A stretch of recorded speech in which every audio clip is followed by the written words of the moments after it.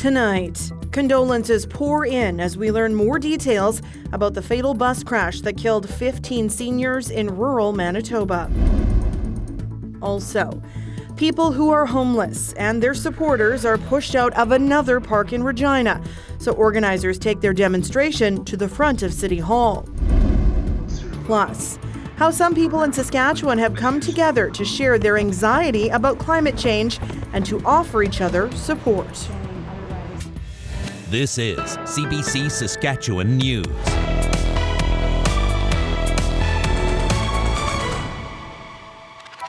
It is Friday, June 16th, and the CBC Saskatchewan News starts right now. Good evening and thank you for watching. Life in the small Manitoba city of Dauphin may never be the same after one of the worst highway accidents in Canadian history. Families of the 15 seniors who died in yesterday's crash are reeling. Today, police are studying the site to determine whether it was an accident or a crime, while the city prays for the 10 injured who remain in hospital. Aaron Collins has more. This stretch of highway just north of Carberry, Manitoba, tells its own story. From the skid marks on the ground to the stop sign knocked down onto the area where one of the deadliest crashes in Canadian history came to a fiery end. Investigators here still working to uncover just how the unthinkable could have happened. The debris gone now, a key to understanding this tragic tale. A bus carrying seniors to a nearby casino struck by an eastbound semi while crossing the number 1 highway, killing 15 people, sending 10 more to hospital. Now, Mounties here know what happened here on the Trans-Canada Highway late Thursday morning. Now they're trying to piece together just how this crash unfolded and whether this is simply the site of an unthinkable tragedy or if it's also a crime scene. These investigations can take actually longer than 3 months. It depends on what we find. We're finding new information all the time. Of course, no matter how this crash came about, the real impact of it is felt here in Dauphin. The seniors who died or were hurt in the crash are from this area. This community reeling from the people they know they've lost and those whose fate remains unclear. As information came in, obviously we were concerned first and foremost of any accident. And then when we found out that it was some people from our community, a heightened level of concern. And then an even higher level of concern once we learned the number of people that were involved and the severity of the accident. 10 people injured in the crash remain in hospital in Winnipeg and Brandon. They range in age from the early 60s to the late 80s. We have a total of 6 patients in critical care at the Health Sciences Centre with severe injuries. A number have received operations and more operations are planned, but these injuries are quite significant. Of the victims still in hospital injured in this crash, 6 are in critical care, 4 more are in a surgical unit. The final toll of this tragedy yet to be determined. Aaron Collins, CBC News near Carberry, Manitoba. The Manitoba crash has stirred up memories and comparisons to the Humboldt Broncos bus crash in our province 5 years ago. Michael B. Hill was a city councillor in Humboldt at that time and is now the mayor. First thing I can honestly say I felt was just that knot hitting my stomach and oh no, not again. Why does this have to happen? Then, almost equally as fast as I felt that, my brain snapped back into focus and I thought, we have to do whatever we can to help these people and show them the love and support that we've been so fortunate to receive after our tragedy. Humboldt's mayor says he and others have reached out to the city of Dauphin to offer support. In April 2018, a semi-truck went through a stop sign, causing a collision with the Broncos bus. 13 people were injured, 16 people were killed. One of them, 18-year-old Evan Thomas. His dad, Scott Thomas, says he understands the pain the Manitoba families are experiencing. I mean, the first thing you're going to have to accept, unfortunately, is that your life will never be the same. The person that you were yesterday is gone. You're going to have to find a new way to exist. It's cruel, but it is. I mean, the person you were just doesn't exist anymore.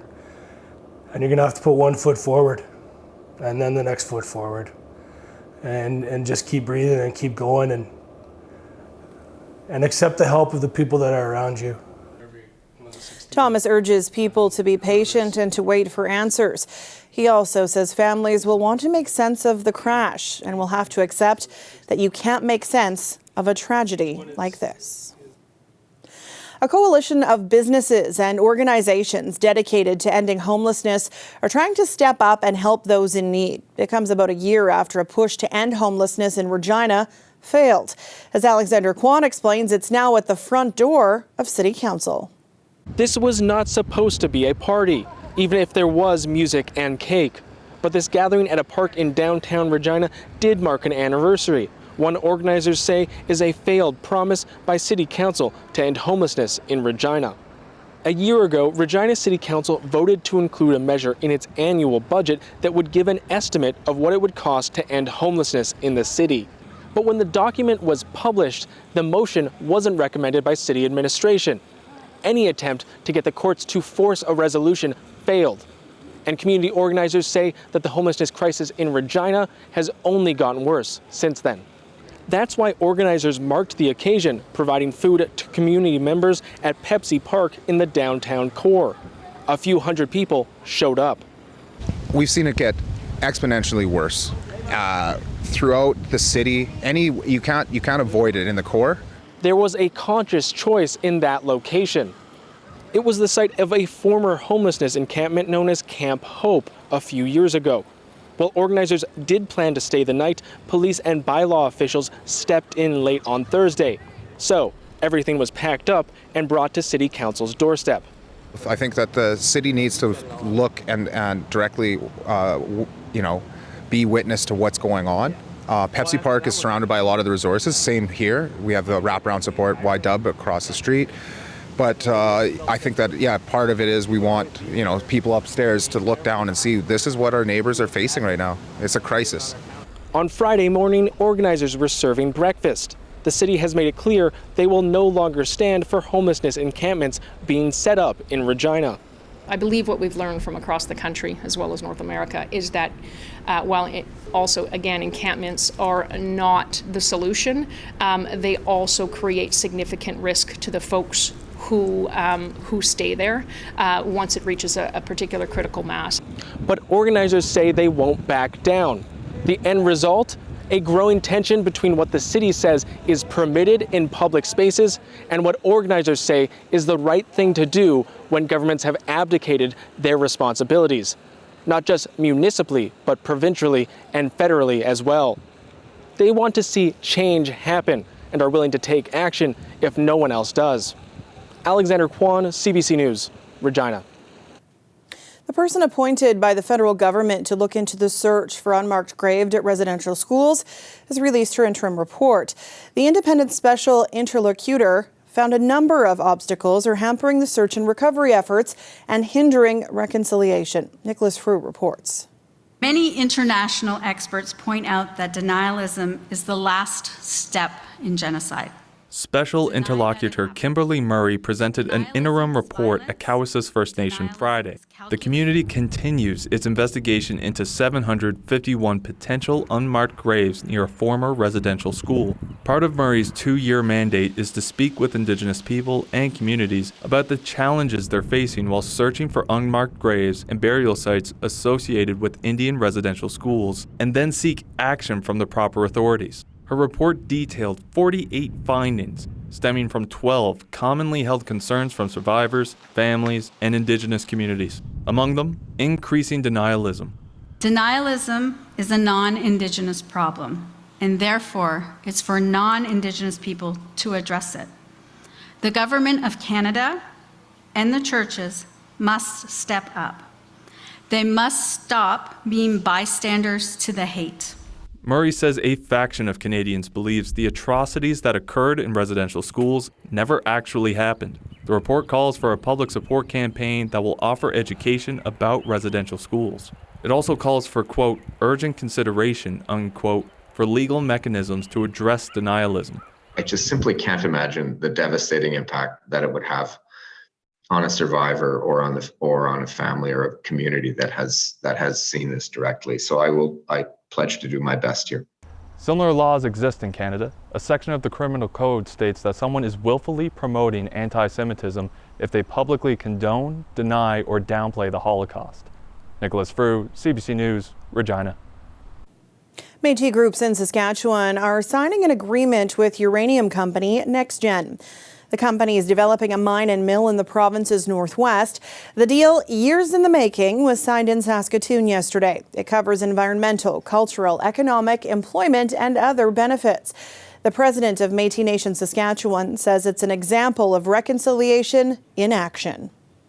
When people ask you the question, what reconciliation means, you can tell them this agreement that you've signed and the benefits that the people that sign with you will have the capability to be able to address and start programs that are based on identity, culture, values, and language. NextGen says its Saskatchewan mine and mill project is the biggest of its kind under development in Canada. The Rook project is north of La Loche, that's Treaty 8 territory, and the Métis homeland in the northwest. The University of Saskatchewan is encouraging the limited use of artificial intelligence by students and faculty. ChatGPT is a new technology that can generate text and images in response to questions. There are concerns that students could use it to cheat. Liam O'Connor visited the U of S to see whether AI is getting a passing grade.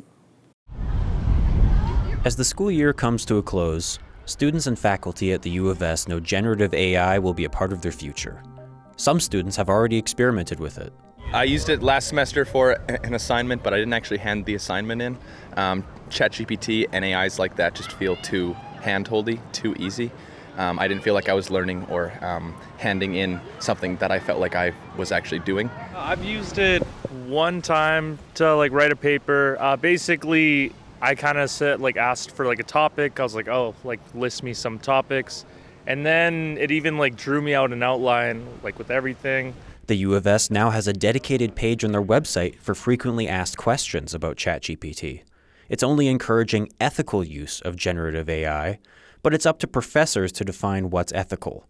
What is clear is that students cannot claim AI-generated material as their own or plagiarize. I've never used it because I just always write it myself. And they have checkers now to see if you have used it to write your assignments, and I'm just kind of scared of that, so. The university's senior director of teaching and learning enhancement says that while academic integrity must be protected, AI has potential for higher education.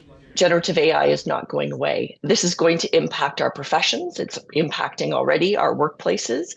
And we need to prepare our students, who are the leaders of those workplaces. An assistant professor in the Department of Curriculum Studies says that ChatGPT will encourage innovation at the university. Higher education has an over-reliance on essays, and we need to be looking at different ways of evaluating student learning. The U of S is leaving it up to faculty to determine how, if at all, they will use AI in their courses. Liam O'Connor, CBC News, Saskatoon. Well, what a perfectly pleasant day to be outside. Temperatures have really cooled off in Saskatchewan, a welcome reprieve from the heat. These birdies and ducks in Saskatoon seem to really be enjoying it. Will we have a weekend forecast that looks the same? Ethan will have the answer in his forecast after the break. Stay with us.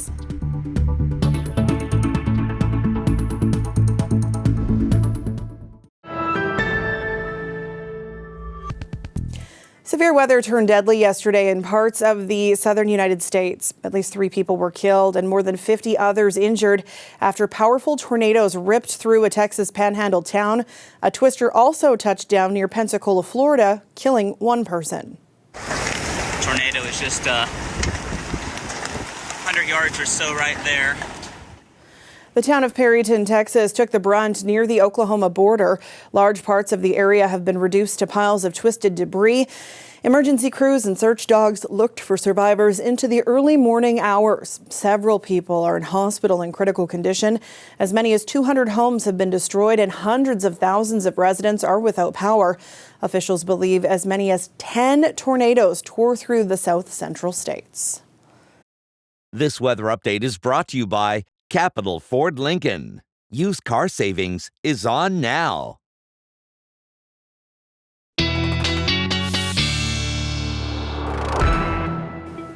And Ethan joins me now with a look at your weather. Much more pleasant here, a lot calmer in Saskatchewan as well. Yeah, we have seen the storms move out, temperatures dropping. Very nice to be outside, and it looks like it's going to be that way for the next while here. But after that, as we go in through summer, fall, winter, we're going to take a little bit of an extended look at the forecast here. We have the return of El Nino. It's been a long time since we've heard that term. And as a refresher, El Nino is the warming of southern Pacific Ocean temperatures. And that means that we are likely going to be seeing the impacts of that come fall and winter, especially in Saskatchewan. The NOAA, Major Climate Forecasting Center in the United States, now issuing an El Nino advisory. It was an El Nino watch last month, but now it is here. It's expected to strengthen as we head through kind of summer, fall, and winter. And it's the opposite of La Nina, which we've seen the last 3 winters in Saskatchewan, kind of that colder, snowier conditions, especially at the end of the season. But what happens in El Nino is that jet stream is parked mostly to our north, the warmer and drier air to our south. And again, this really takes effect kind of as we go through winter. So maybe not as many of those surprise cold snaps and snowstorms in April and sometimes May that we've been seeing, which is good news for a lot of people, but not when you consider that we are quite dry. In fact, in the month of May, Key Lake reported its second driest May in 47 years. Lots of us, our percentage of average May moisture very low, below the 50% mark.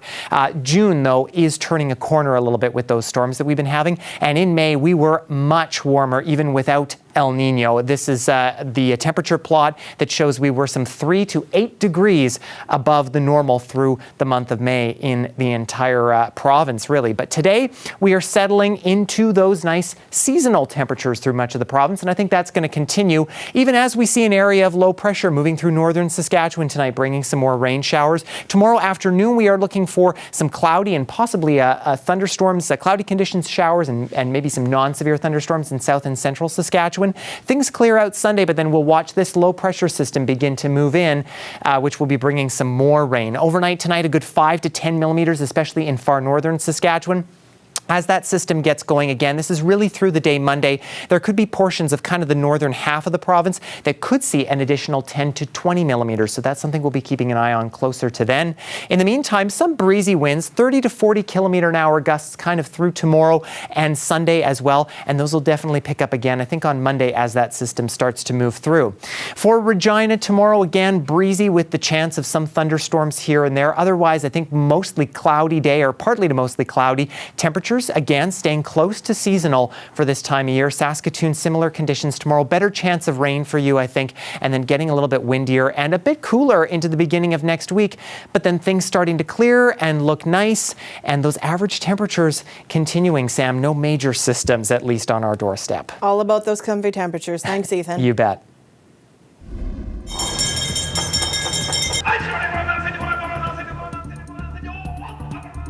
A prized 17-pound jump watermelon in Japan just sold for $6,000. Yes, you heard that right. It is the most ever paid for a watermelon, even in Japan, where giving expensive melons as gifts is common.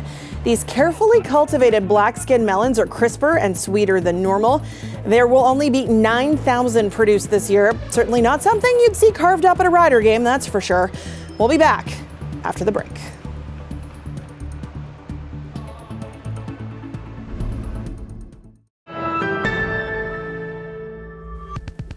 With forest fires raging across the country, climate change is something that's on many people's minds. But for some, it's a source of constant anxiety and fear. Now, a group of people in Regina have come together to share their climate worries and offer each other support. Ethan Williams tells us more.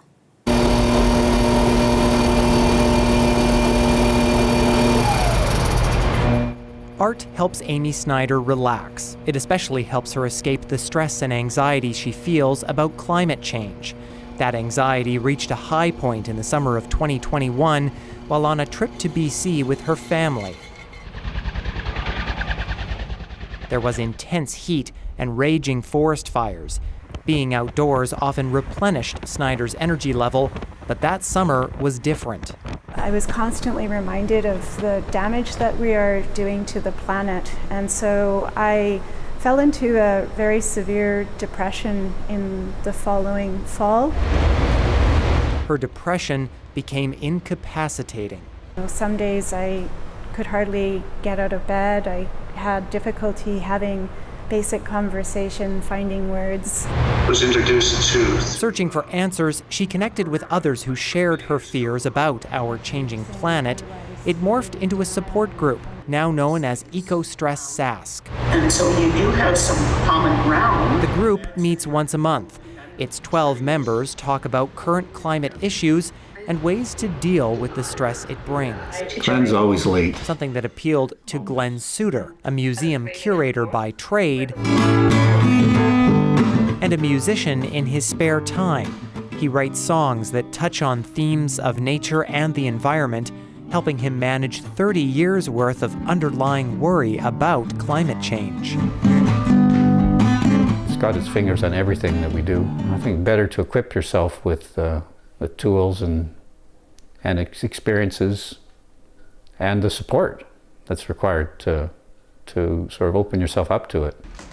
This Saskatoon therapist says almost all of his patients deal with what is commonly called eco-anxiety, feelings of worry, even mourning or grief for the environment.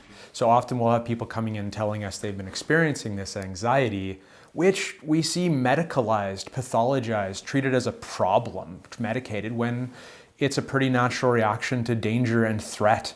Jared Knoll says eco-anxiety can even strain family relationships. For example, some kids are upset with their parents' inaction toward climate change. Catherine Arbuthnot thinks a solution to that tension is being outside. A retired professor of psychology, she's also a founding member of Eco-Stress SASK, and she's explored with her classes how nature can help with eco-anxiety. So we found that even very tiny times in nature greatly improved people's positive emotions and decreased their negative emotions. She says self-care is also key to overcoming climate fear and stress.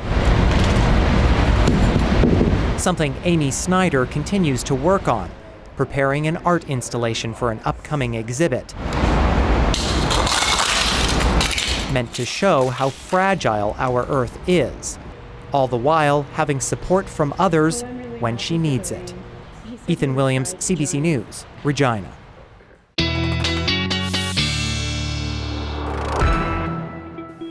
And Ethan's back with one last look at your weather. And it is going to be mainly sunny in Regina tomorrow morning, looking at 18 degrees. Winds a little breezy out of the south. And then we're going to start to see that cloud cover build in a little bit toward the noon hour, getting up around 24 degrees. Again, there is a chance of some showers and likely non-severe thunderstorms as we hit the afternoon. In Saskatoon, we are starting on a cloudier note tomorrow, looking at a chance of some showers as we head toward the morning hours tomorrow at 17 degrees. And then not getting much above 20 tomorrow afternoon. Again, I think those showers are going to continue light for the most part, and there is a chance of some non-severe storms in there as well. If you're heading to the game tonight in Regina, going to actually be a very nice night. Mainly clear conditions around 20 degrees. Winds will be light as well. Not like last time when we had some severe storms at the game, Sam. This one is looking like it's going to be quite nice. Well, let's hope that the score goes the same way. Exactly. Thanks, Ethan. You bet. And that's it for us this week. For news anytime, you can head to our website or subscribe to CBC Saskatchewan's YouTube channel. Ethan will be back with more local news and weather tonight at 11. Thanks for watching. Have a great weekend.